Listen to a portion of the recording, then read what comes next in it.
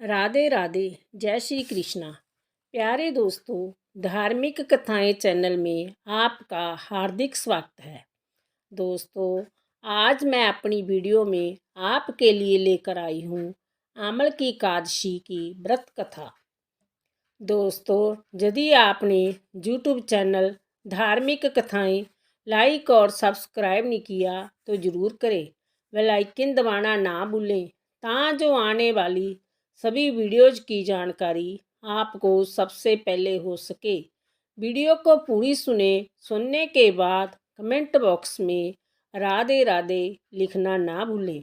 दोस्तों, होलिका दहन के 4 दिन पूर्व फाल्गुन के शुक्ल पक्ष की इस एकादशी का नाम आमल की एकादशी है। इन दिनों आंवले के वृक्ष में भगवान का निवास रहता है, इसलिए आंवले के वृक्ष के नीचे बैठकर भगवान की पूजा करने और आंवले खाने तथा दान करने का विशिष्ट महत्व है। ब्रह्म ऋषि वशिष्ठ जी और महाराज मदाता के मध्य संवाद रूप में है इस एकादशी की कथा। दोस्तों, त्रेता युग में एक दिन महाराजा मदाता ने ब्रह्म ऋषि वशिष्ठ जी से अनुरोध किया, हे मुनिवर, यदि आप मुझसे प्रसन्न हैं तो कृपा पूर्वक मुझे कोई ऐसा व्रत बतलाइए जिसको करने से मेरा सब प्रकार से कल्याण हो। महर्षि वशिष्ठ ने उत्तर दिया, हे राजन, यूं तो सभी व्रत उत्तम है, परंतु इसमें सर्वोत्तम है आमल की एकादशी व्रत।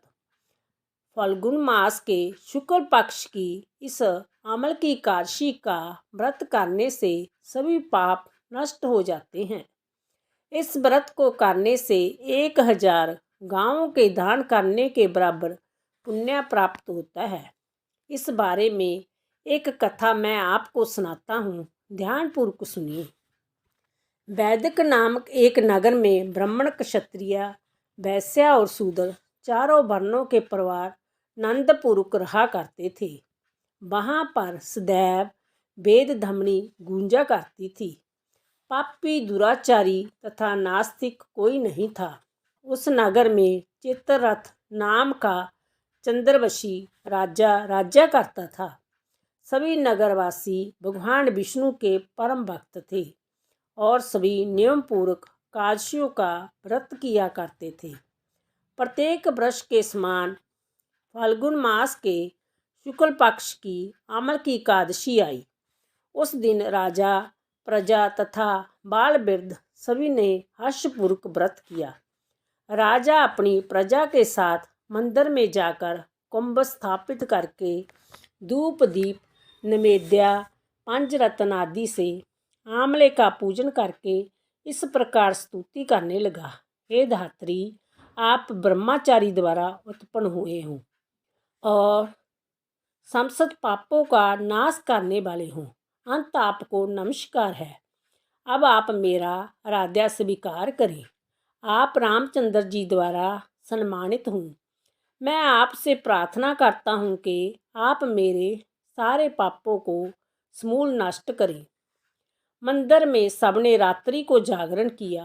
रात के समय वहाँ एक बहेलिया आया जो अत्यंत पापी और दुराचारी था। वह अपने कुटुंब का पालन जीव हिंसा करके किया करता था। उस दिन उसे कोई शिकार नहीं मिला था। अंत निराहार रहना पड़ा। भूख तथा प्यास से अत्यंत व्याकुल वह बहेलिया मंदिर के एक कोने में बैठ गया और विष्णु भगवान तथा एकादशी महात्म की कथा सुनने लगा। इस प्रकार अन्य मनुष्यों की भांति उसने भी सारी रात जागकर बता दी। प्रातःकाल घर आकर उसने भोजन किया। कुछ समय बाद उस बहेलिये की मृत्यु हो गई। आमल की एकादशी का व्रत व जागरण करने के कारण अगले जन्म में उस बहेलिये ने राजा बिंदुरथ के घर जन्म लिया। उसका नाम वसुरथ रखा गया। युवा होने पर वह चतुरंगिणी सेना तथा धन धन्य से युक्त होकर 10,000 ग्रामों का पालन करने लगा। वह तेज में सूर्य के समान, क्रांति में चंद्रमा के समान, वीरता में भगवान विष्णु के समान और क्षमा में पृथ्वी के समान था। वह अत्यंत धार्मिक, सत्यवादी, कर्मवीर ये विष्णु भक्त राजा बना। प्रजा का समान भाव से पालन, यज्ञ करना तथा दान देना उसका नित्य का कर्तव्य था। एक दिन राजा वसुरथ शिकार खेलने के लिए बन गया। देवयोग से वह मार्ग भूल गया और रात्रि हो जाने पर उसी वन में एक वृक्ष के नीचे सो गया। थोड़ी देर बाद पहाड़ी मलेशिया वहाँ आए और राजा केला देखकर मारो मारो की आवाजें लगाते हुए वसुरथ की ओर दौड़े।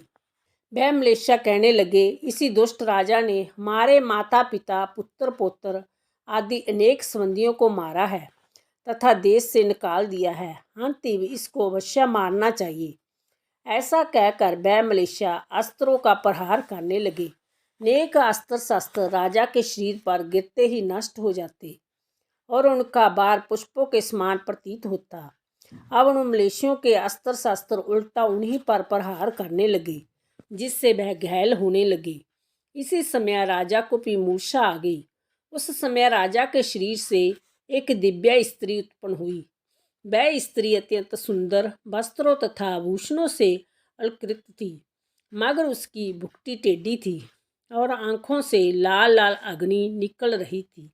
वह स्त्री मलेशियों को मारने दौड़ी और थोड़ी ही देर में उसने सब मलेशियों को काल के गाल में पहुंचा दिया।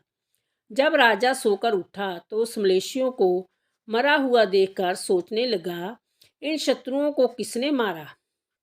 वह ऐसा विचार कर ही रहा था, तभी आकाशवाणी हुई, हे राजा, इस संसार में विष्णु भगवान के अतिरिक्त कौन तेरी सहायता कर सकता है।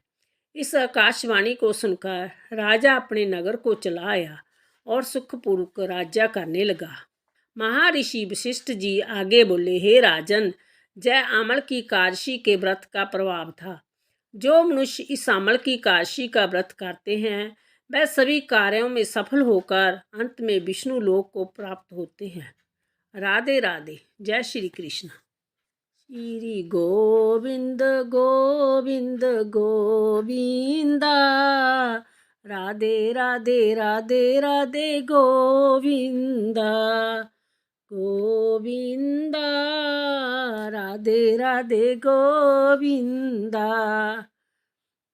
जय राधे श्री राधे, बरसाने वाली श्री राधे। जय राधे श्री राधे, बरसाने वाली श्री राधे।